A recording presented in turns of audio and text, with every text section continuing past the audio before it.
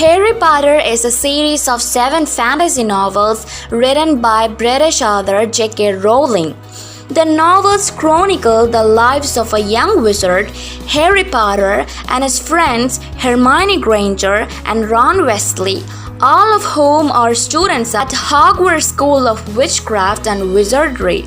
The main story arc concerns Harry's struggle against Lord Voldemort, a dark wizard who intends to become immortal, overthrow the wizard governing body as the Ministry of Magic, and subjugate all wizards and muggles. Muggles means non-magical people. Now you know the synopsis of the Harry Potter series. Alright, let's see about the famous author R.K. Rowling, who created the Harry Potter series. Joanne Rowling, better known by her pen name J.K. Rowling, is a British author, philanthropist, film producer, television producer, and screenwriter. She was born on 31st July 1965 in United Kingdom. She is now 55 years old.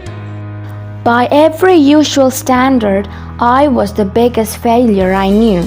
Those are the words of J.K. Rowling, the author whose book series has been translated into 73 languages, sold millions of copies, and accrued over $20 billion through movie adaptations and sponsorships. So why does she admit to being such a failure? Failure? Let's see why. Let's see her story. Her father, Peter, was an aircraft engineer at the Rolls-Royce factory in Bristol, and her mother, Anne, was a science technician in the chemistry department. The young Rowling grew up surrounded by books. "I lived for books," she has said. Rowling wanted to be a writer from an early age. She wrote her first book at the age of 6, a story about a rabbit called Rabbit. At just 11, she wrote her first novel about 7 cursed diamonds and the people who owned them. Rowling conceived the idea of Harry Potter in 1990 while sitting on a delayed train from Manchester to London King's Cross. Creating her book series wasn't as easy as scribbling down notes on a few dinner napkins. It wasn't a 1, 2, or even 3-step process. It would take years of perseverance to become the success she is today. Soon after conceiving the idea of Harry Potter, Rowling began writing, but was immediately pulled away from her work by the devastating death of her mother. Rowling ceased writing on the book and sank into a deep grieving depression, getting little to nothing accomplished in that time. In the hopes of digging herself out of grievance, she took a job teaching English in Portugal for a year. Her goal in venturing abroad was to get away from her troubles and, most importantly, used her time off to continue working on her book.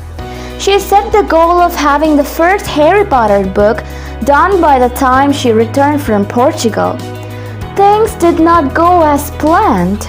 In Portugal, she married Jorge Arandas in 1992 and had a daughter, Jessica, in 1993. When the marriage ended later that year, she returned to the UK to live in Edinburgh with Jessica and a suitcase containing the first 3 chapters of Harry Potter and the Sorcerer's Stone.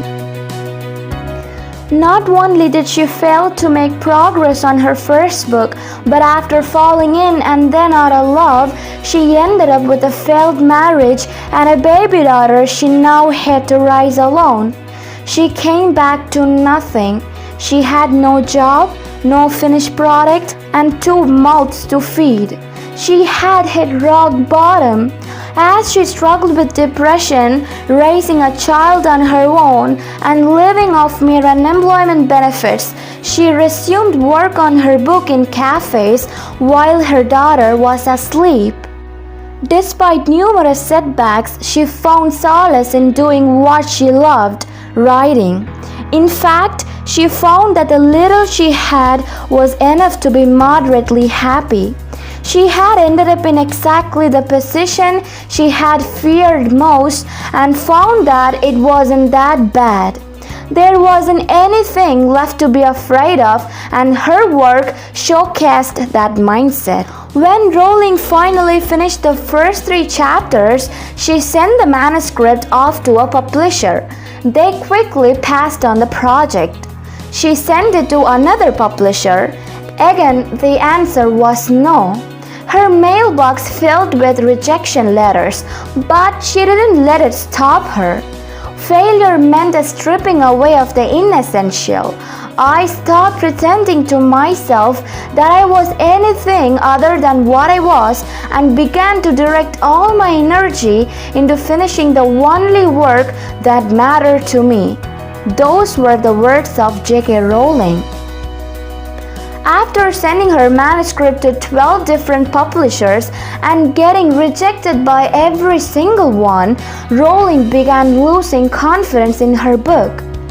Finally, the editor at Bloomsbury Publishing Company sat down to read the manuscript, and so did the editor's 8-year-old daughter.